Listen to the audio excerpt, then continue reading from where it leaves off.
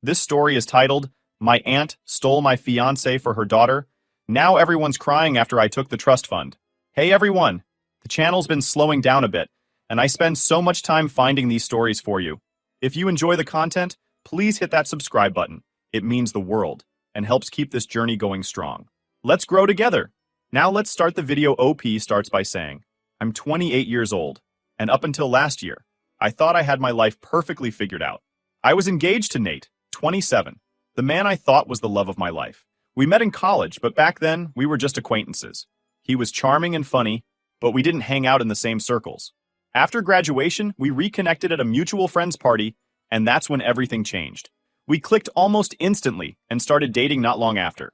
For 4 years, we built what I thought was a solid relationship. He proposed to me after a weekend trip to the mountains, and I thought I was the luckiest woman in the world. Our engagement was a big deal. We had a small ceremony to celebrate, with close friends and family. My aunt and cousin Mia were invited, though honestly, I only included them out of obligation. My aunt and I have never been close. She's the kind of person who always finds ways to put others down to make herself and her daughter look better. Mia is 4 years younger than me, and admittedly very pretty, but she's also about as intelligent as a brick. My aunt, though, has always acted like Mia is the golden child, constantly comparing us in ridiculous ways. Once, she actually compared Mia's 8th grade report card to my 12th grade one and declared Mia better academically because her grades were marginally better than mine in middle school. The fact that I graduated high school with honors and went on to college apparently didn't matter. Despite our rocky relationship, I didn't think much about my aunt or Mia attending the engagement. They were family after all, and Nate seemed to charm everyone there, including my aunt. She wouldn't stop gushing over him, saying things like, "Oh, he's so handsome, and look at how successful he is. You really hit the jackpot, didn't you?" At the time, I thought she was just being her usual over-the-top self, but looking back now, I see that it wasn't just admiration. It was something else entirely. Fast forward a few months, and Nate and I were planning our wedding for October. I had to leave for a summer program in the UK, but everything was set to go. We'd picked a venue, started working on a guest list, and even put down deposits on some of the vendors. Nate seemed supportive of my trip, though looking back, I wonder if he was just pretending. While I was abroad, we stayed in touch through calls and texts, but after the first couple of weeks, something shifted. He started making excuses for why he couldn't talk. Things like being swamped with work or just too tired. I assumed the distance was taking a toll, but I figured we could get through it. After all, we weren't a new couple. We had years of trust and love behind us. At least that's what I thought. About a month into my trip, our conversations became shorter and less frequent. I asked him if everything was okay, and he brushed it off, saying he was just stressed. Then, a week before my program ended, he completely stopped responding. I called, texted, and even emailed him, but there was no reply. At first, I was worried. Maybe something had happened at work, or he was dealing with some personal issue he wasn't ready to talk about. But as the days went by, I started to feel like something was seriously wrong. Still, I told myself we'd work it out when I got home. When I returned, I went straight to my apartment, hoping to find a message from him. Instead, I found my aunt waiting at my door. She handed me a printed wedding invitation. Yes, an actual printed invitation, in the age of emails, and told me that Nate was marrying Mia. At first, I thought it was some kind of twisted joke. I even laughed nervously and asked her what she was talking about. But her smug expression told me she wasn't kidding. "I'm so sorry, dear," she said, though she didn't sound sorry at all. "I know this must be hard for you, but you have to understand. When people fall out of love, it's no one's fault." I stared at her, trying to process what she was saying. Nate and I had been planning a wedding just weeks ago, and now he was marrying my cousin? It didn't make any sense. My aunt must have noticed my confusion because she quickly filled in the gaps. She explained in excruciating detail how Nate had been lonely while I was away and had turned to Mia for comfort. She made it sound like some romantic fairy tale, describing how Nate had confessed his love for Mia over coffee and proposed to her like an old-school gentleman. Her words felt like knives, each one cutting deeper than the last. I couldn't believe what I was hearing. Then came the insults, disguised as concern. "You can't blame Mia, dear," she said, her voice dripping with fake sympathy. "You know how beautiful she is. It's not her fault Nate fell for her. Maybe you should have thought twice before going to the UK. Long distance can be so hard on a relationship." She even had the audacity to suggest that I should be happy for them, saying, "At least he'll still be part of the family." I was too stunned to respond. I wanted to scream at her, to tell her to get out of my sight, but the words wouldn't come. I just stood there, tears streaming down my face as she continued her cruel monologue. Finally, I managed to tell her to leave, though my voice was shaky and weak. She smirked, patted my shoulder like I was some pitiful child, and said, "Don't be discouraged, dear. I'm sure you'll find someone else. Maybe an older, divorced man who's looking for a second chance at love." After she left, I collapsed on my couch and cried harder than I ever had in my life. I felt humiliated, betrayed, and completely shattered. Nate, the man I had loved and trusted, had not only cheated on me but had done so with my own cousin. And my aunt, who had always looked down on me, had taken delight in rubbing it in my face. I didn't know how I was going to move forward, but one thing was clear. I couldn't stay in this city, surrounded by people who would forever remind me of what I'd lost. After that humiliating visit from my aunt, I spent the next few days in a haze. I barely ate, slept, or did anything other than replay the whole situation in my head. How could this have happened? Nate had given me no real explanation, no closure, just silence. I had thought we were building a life together, but apparently he had been planning a life with someone else. And not just anyone, but Mia, my cousin, the one person my aunt had always pitted against me. For a while, I couldn't even face my friends or coworkers. I didn't want to deal with the questions or the pitying looks. Everyone had known about our engagement. How could they not? We'd had a big engagement party, complete with photos on social media and gushy posts about how lucky we were to have found each other. Now all I could think about was how stupid I must have looked. My mom, bless her, came to stay with me for a week when she found out what had happened. She's always been my rock, and having her there made things a little easier. She didn't push me to talk about it, but she was there when I needed her. We spent hours watching bad TV, eating ice cream straight from the tub, and trying to laugh at the absurdity of the situation. She even joked, "Well, at least you dodged a bullet. If he could do this to you, imagine what kind of husband he'd have been." It helped, but the moment she left, the loneliness hit me all over again. Everywhere I went, there were memories of Nate. The coffee shop we used to visit on Saturday mornings, the park where he had proposed, even the kitchen table where we'd spent countless nights planning our future together. It was suffocating. I knew I couldn't stay in the city any longer. I needed a fresh start, somewhere far away from all the reminders of what I'd lost. I started applying for jobs abroad, something I had thought about doing before Nate came into my life. Within a few weeks, I landed a promising position in Leeds, UK. It wasn't just a job. It was an opportunity to rebuild my life from the ground up.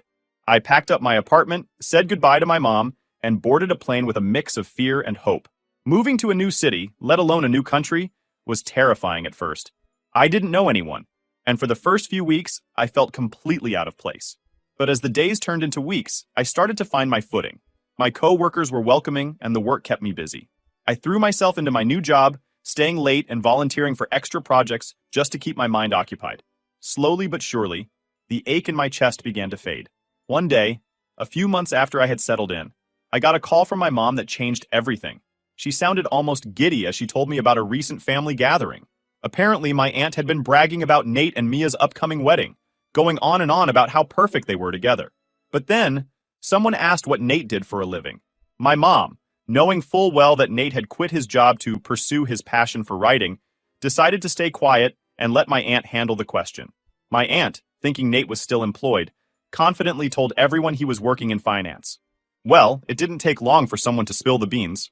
Another relative chimed in, saying, "Oh, I thought he quit his job last year. Isn't he trying to become a writer now?"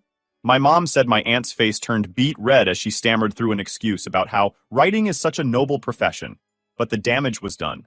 My aunt realized she had married Mia off to someone who didn't even have a stable income. I couldn't stop laughing as my mom recounted the story. For the first time in months, I felt like I had the upper hand. My aunt, who had always looked down on me, had been so blinded by Nate's charm that she didn't even bother to look beneath the surface. Now she was stuck with a son-in-law who couldn't pay the bills, and Mia, who had never worked a day in her life, had to take a part-time job as a receptionist just to keep them afloat. Hearing this was like a balm for my wounded pride. I had spent so long feeling like the loser in this situation, but now I could see that I was better off without Nate. Sure, I had lost someone I loved, but what had they gained? A broke writer and a life built on lies. But the best part? My mom told me that Nate and I still had a joint trust fund. Back when we were engaged, we had started saving for our future together. I was the one who managed our finances, so I had full access to it. After everything that happened, I had completely forgotten about it. Now it felt like a gift. I wasted no time liquidating the account, transferring the money to my own savings. Sure, 20% of it technically belonged to Nate, but after everything I had spent supporting him, covering his rent, his groceries, even his creative expenses when he quit his job, I figured it was more than fair. I knew Nate would eventually come looking for the money. He was too arrogant to think I'd actually do something like that. But for the first time in months, I felt like I had taken back control. I wasn't the victim anymore. If Nate and Mia wanted to build a life together, they could do it without me, or my money. For months, I settled into my new life in Leeds, working hard and focusing on myself. I hadn't thought much about Nate or my family back home, at least not until Christmas rolled around. That's when the drama found its way back to me. It started with Nate showing up at my mom's house. I wasn't home for the holidays. I had decided to spend Christmas in Leeds and keep my distance. But that didn't stop him. According to my mom, he knocked on her door looking for me and demanded to talk about the trust fund.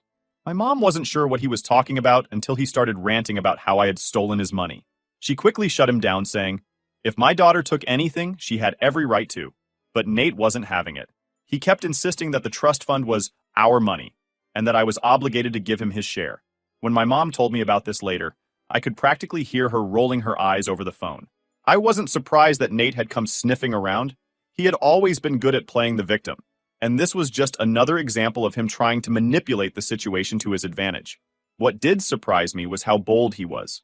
Did he really think he could cheat on me, marry my cousin, and then come back asking for money like nothing had happened? A few days after Christmas, Nate decided to email me directly.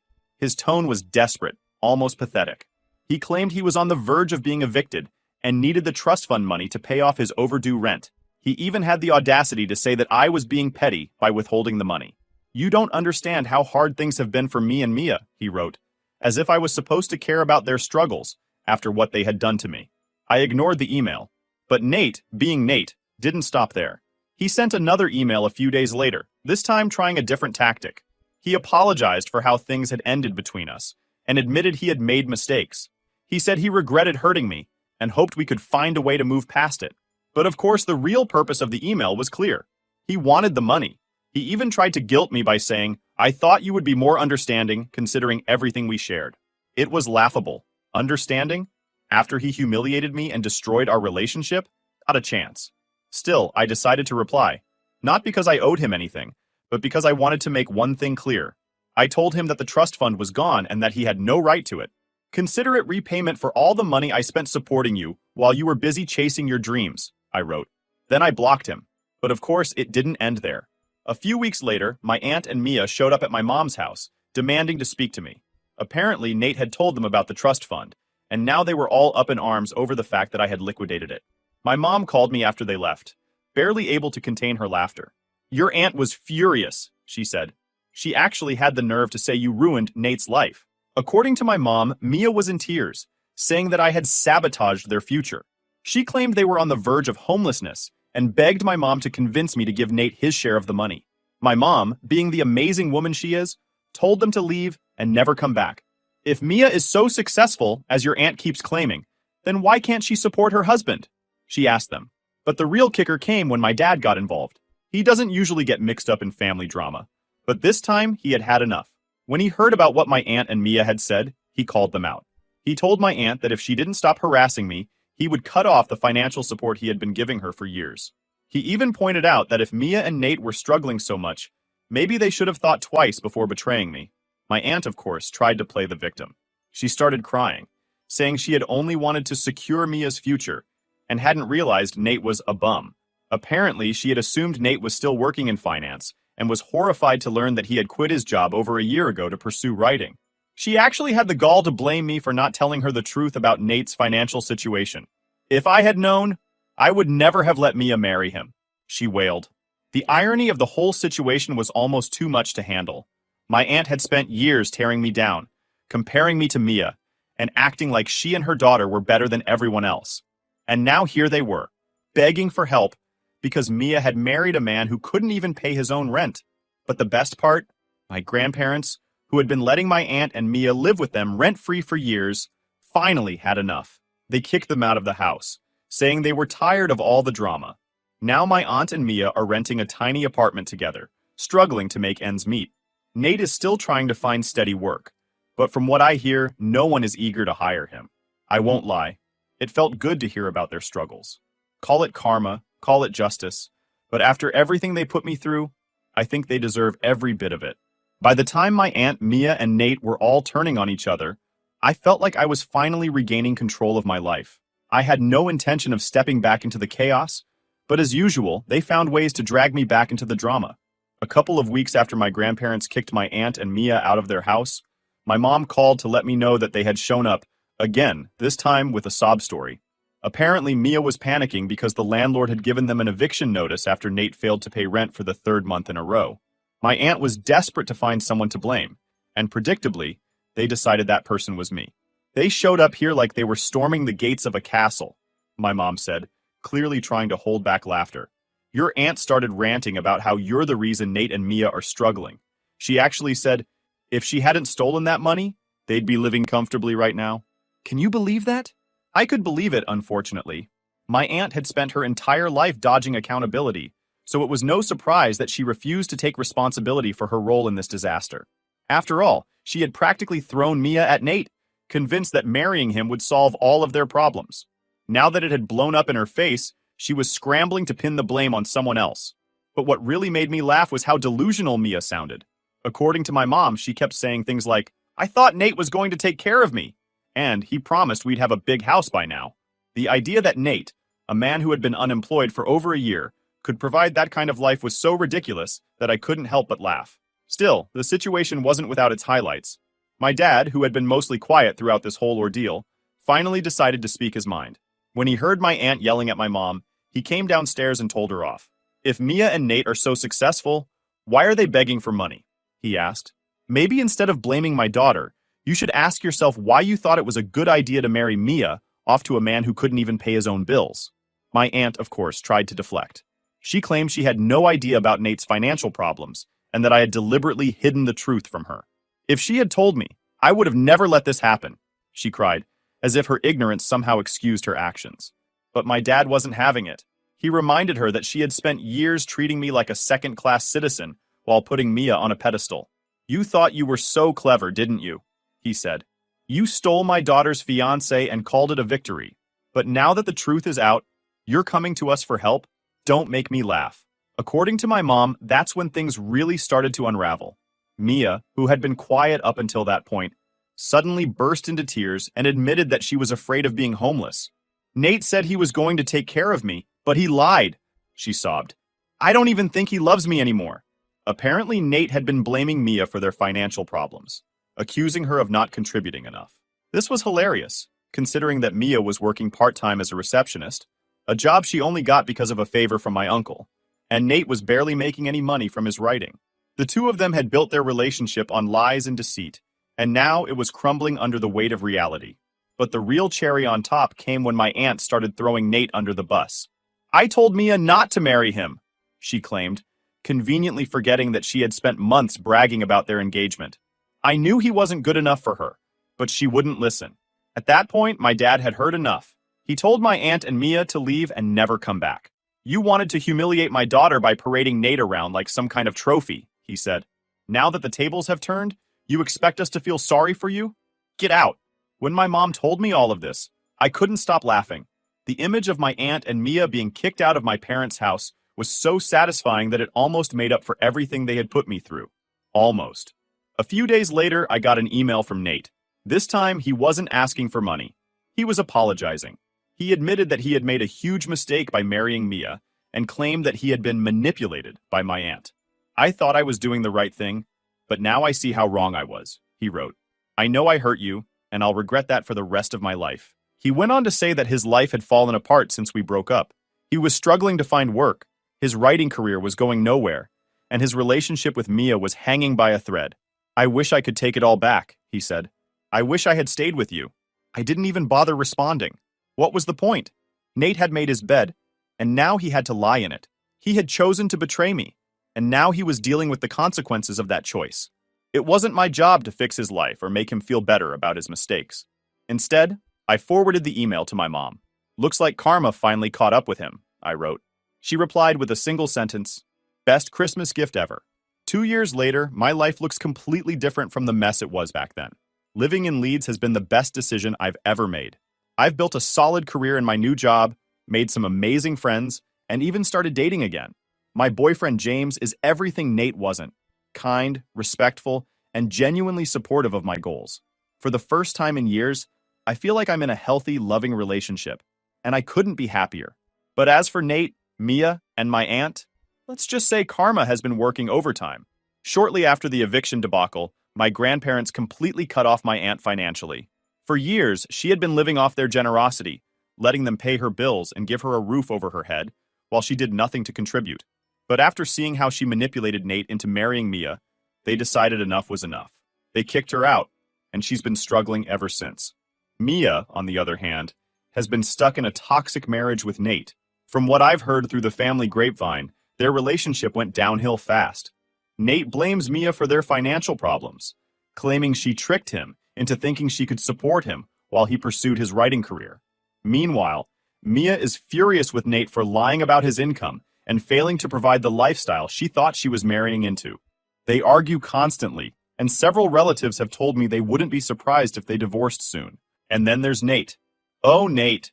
The last I heard, he finally gave up on his writing dream and took a low-paying job in customer service just to make ends meet. He's miserable, of course, and spends most of his time complaining about how unfair life has been to him. Apparently, he still blames me for stealing the trust fund money, even though I've made it clear that I don't owe him a single penny. A few months ago, he sent me another email. This one was much shorter than the last. Just a couple of sentences apologizing for everything and asking if we could start fresh. I didn't even bother responding. What was there to say? Nate made his choices, and now he has to live with the consequences. I have no interest in reopening that chapter of my life. But the most satisfying part of all this?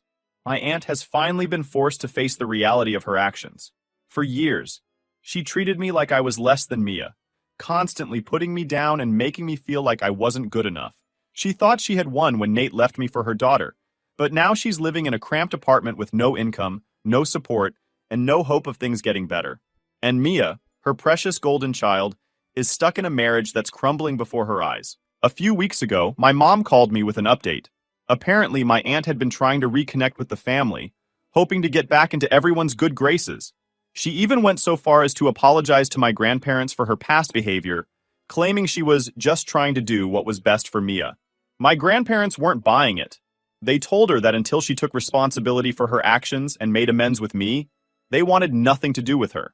My mom also mentioned that Mia had been asking around about divorce lawyers. It sounds like she's finally realizing that Nate isn't the Prince Charming she thought he was, my mom said. But honestly, what did she expect? She knew what she was getting into when she married him. Hearing all of this felt like validation. For so long, I had been painted as the villain in this story, the stubborn, selfish woman who drove Nate into Mia's arms. But now, the truth was coming to light. My aunt, Mia, and Nate had all dug their own graves, and now they were dealing with the fallout. Meanwhile, I was thriving. I had a great job, a loving boyfriend, and a life that felt entirely my own. Looking back, I can't believe how much my life has changed since the day my aunt showed up with that wedding invitation. At the time, I thought my world was ending. I felt humiliated, betrayed, and completely lost. But in hindsight, losing Nate was the best thing that ever happened to me. If he hadn't left, I might still be stuck in a one-sided relationship, pouring all my energy into supporting a man who didn't value me. Instead, I've built a life that I'm proud of, surrounded by people who truly care about me. If there's one thing I've learned from all of this, it's that karma is real. It might take time, but eventually, people get what they deserve. Nate, Mia, and my aunt thought they could hurt me and walk away unscathed, but life had other plans. And while they're busy dealing with the mess they created, I'm free to live my best life. To anyone reading this who's going through a similar situation, just know that it gets better. The pain doesn't last forever, and eventually, you'll come out stronger on the other side. And who knows, maybe karma will pay you a visit too.